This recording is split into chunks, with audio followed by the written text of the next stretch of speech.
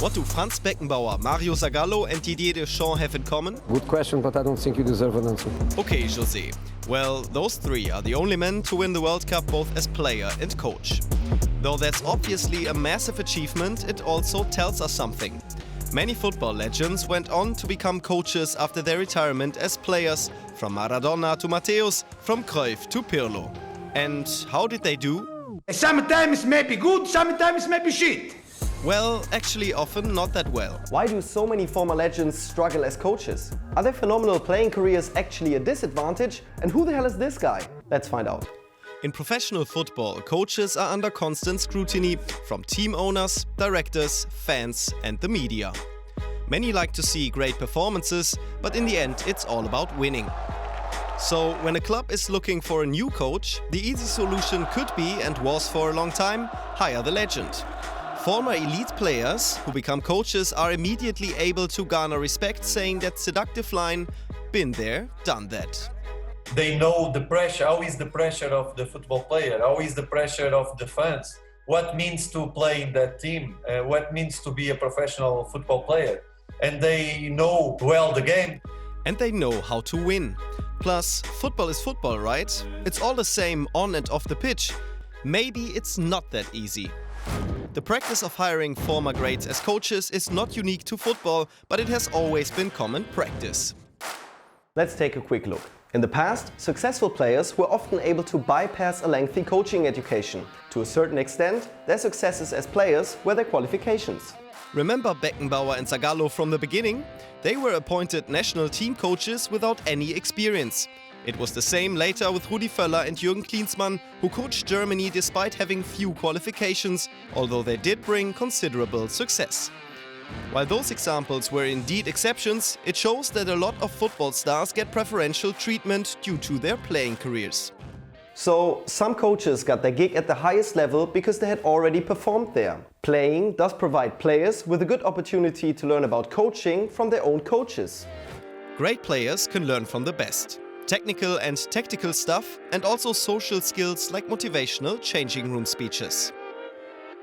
However, there are limits to what you can learn on the pitch. If you're a captain of your team, you can boss your teammates around and look out for their positioning and so on. But if you're the coach, you have to do that for every player on the field individually, while also keeping an eye on the team tactics. Of course, coaches have plenty of assistants these days, but it does help to know what you're doing. And that's why there's one thing that every aspiring coach requires. To manage a team in Europe's top divisions, coaches need a UEFA Pro license. Otherwise, you can only be a coach in the league for 15 workdays, tops. Each country's football association has academies that offer this training, which in Germany lasts around 13 months and covers 3 key areas. Aspect 1, the game. But not only from a technical, tactical aspect, but also from the viewpoint of what do the players need? What do the players want from you? What do they require? How do you target different qualities in players? How do you develop players? How do you integrate youth players into professional teams? Aspect 2, organization. It's not just your team, your players, it's also your coaching staff. And you have a medical staff around, you have team management, you have several other people involving people that help you with the press that you need to manage as well.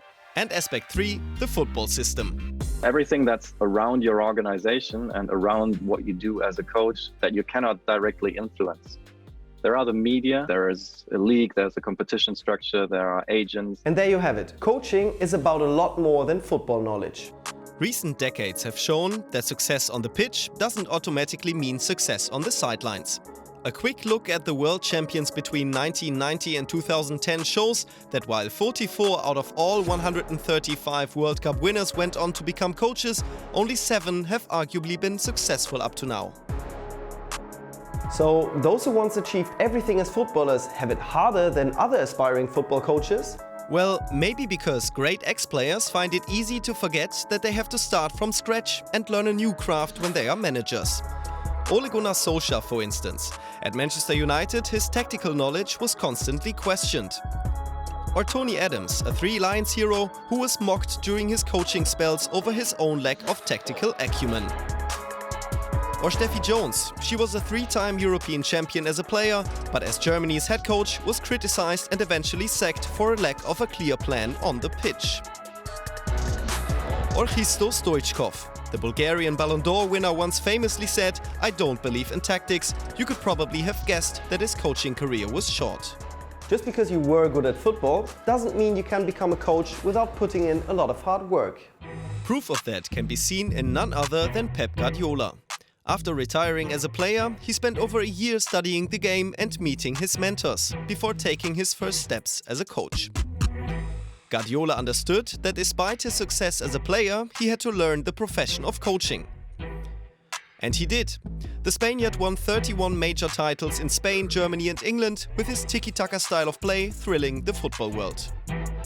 Take the ball, pass the ball, take the ball, pass the ball. There are others who realized that their player credentials weren't worth much as coaches. Carlo Ancelotti learned as an assistant and then worked his way up from lower leagues to become a master of changing formations. Or former Germany coach Sylvia Knight, who developed from an assistant manager to an incredibly good analyst of opposing teams, who literally predicted to her players how they would score goals. Or Luis Enrique, who managed Barcelona's B team for 3 years before changing onto the big stage, then successfully experimenting with different formations. Of course, a coach can only do so much to improve a player's technique at that level. And that's not the main reason why clubs appoint them. It's because of their character, because they are who they are. Coaching, especially at the highest level, is far more about managing and motivating personalities than it is about teaching players how to play. The ability to connect with people effectively, the ability to be empathetic, the ability to be a very clear communicator, bring your ideas across, to be also quite honest with players. I think that's something that's appreciated by players. All these things are more or less non-negotiable. And when it comes to the right character, you either have it or you don't. It doesn't matter how many trophies you won as a player. There's no doubt that a coach can teach their players valuable lessons from their own successes as players, but only if he or she is able to translate those experiences into a coherent message for the players. An exceptional playing career can also sometimes be a disadvantage. Some naturally talented players don't have to study the game obsessively like their mortal counterparts. Then, when they become coaches, they find it difficult to relate to their players. Instead of acknowledging that each player has their own individual strengths and weaknesses, they begin to judge their players by the unfair standards of their own playing careers. They're looking for players who are similar to themselves, and then sometimes get frustrated because, by definition, most of the players that they're working with probably are not quite as good as they were, and then they find it hard to compromise, find it hard to convey certain ideas. So I think it really depends on the type of player that you were. While leadership skills can be taught, knowing what it takes to be a leader does not automatically make you one. Some professional or some successful players were very individualistic. It's a bit of a mental shortcut, I think, to suggest that somebody who was very dominant on the pitch necessarily has the same personality. Maybe this explains the case of Lothar Matthäus, so far the only German player to win the Ballon d'Or. His managerial career with Celta Vigo and the Hungarian and Bulgarian national teams was not very successful. The 1990 world champion, while undoubtedly gifted, is said to have a difficult communication style. You give me nothing. But the most prominent example is probably Diego Armando Maradona, one of the world's best ever footballers. He had an unsuccessful stint as manager of Argentina, which came to an end when they were routed 4-0 by Germany in the quarter-finals of the 2010 World Cup. His only other managerial experience came at UAE side Al Wasl, who sacked him after 1 year. In response to criticism, he famously told journalists once where they could stick their comments. There are also more recent examples. Take former world champion Gennaro Gattuso, who failed to lead AC Milan and Napoli into the Champions League while, well, doing Gattuso things off the pitch. Tutte cazzate. Shit. Sì. It's malachia. 100% malachia. But of course, a coach's character can be the key to success. And that's why some big players have become great coaches. Jupp Heynckes won both the European Cup and World Cup as a player and 2 Champions League titles as coach of Real Madrid and Bayern. Heynckes succeeded in emphasizing the individual in a collective. Every player feels important, and every player really was part of the squad, of the team, of the success, etc. And this people management and leadership was really outstanding. He created a special team spirit, and everybody, or more or less everybody, feels connected to him. Or take Diego Simeone. He famously broke the Barcelona-Real Madrid duopoly by winning La Liga twice with Atletico. He's shown he's able to keep his team successful despite repeated departures of key players, and his team plays in the image of the man himself. In 1998, Zinedine Zidane was voted the best player in the world. 20 years later, the Frenchman led Real Madrid to a 3rd consecutive Champions League title. Zidane's personality, shaped by his experiences as a player, has helped make him one of the most successful coaches in Europe. Just have a look at his halftime speech when Real Madrid and Juventus Turin were tied in the 2017 Champions League final. Tenemos que sufrir, es una final, sufrimos, pero siempre con la serenidad. Nosotros pensar que va a llegar otra vez el gol. ¿De acuerdo? Vamos. Maybe we think that he's not a tactical genius, but the things that he do, they work. Because we can say, we have to do this to win a match. And Zidane write to a team and say, if we do one thing, we win.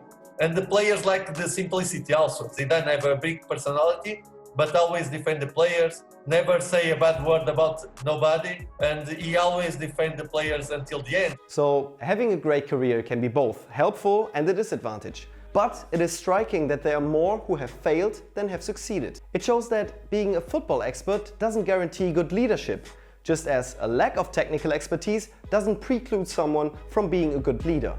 No one sums it up better than Arrigo Sacchi. He's considered one of the finest coaches Italy has ever produced. His AC Milan side won the European Cup in 1989 and 90, although he had never played as a professional. As he famously put it, "I never realized that to become a jockey, you needed to be a horse first." Sacchi firmly believed that football needed to become more open to more non-playing coaches. And it seems like it is. In the past decades, again and again, coaches without successful professional playing careers were able to reach outstanding heights with their teams. Sir Alex Ferguson had an ordinary professional career as a player, but his career as a manager is one of the greatest that football has ever seen. Not many will remember Arsene Wenger's performances on the pitch, but he will forever be remembered as the only coach to lead his team to an unbeaten Premier League season in 2004. And then there's Jürgen Klopp. He never played a single Bundesliga match, but that didn't stop him winning league titles with Dortmund and Liverpool, as well as lifting the Champions League trophy with the Reds. There are few in professional football that have understood how to ignite the passion of his players like Jürgen Klopp. You can learn about tactics, you can learn about ideas. Klopp did, he didn't grow up thinking about pressing and gegenpressing and having all these very meticulous football ideas. But this charisma that he has, this force of nature, I think that is something that you cannot really learn. The last 20 years show how much things have changed. In the year 2000, 34 out of 78 clubs in La Liga, the Premier League, the Bundesliga and Serie A were led by coaches with little or no playing experience. By 2022, that number had risen to 44. The reason is simple. Most professional players cannot start their coaching courses until after retiring from their time on the pitch. That means that managers who didn't have a long and spectacular playing career can start their coaching classes earlier. José Mourinho began his managerial career after his playing days were cut short when he was just 24 years old. His career took him from working as an interpreter for Sir Bobby Robson in Portugal to Champions League glory. Or Thomas Tuchel. His career came to an end at 26. As a manager, that hasn't stopped him recently lifting the Champions League and Club World Cup trophies.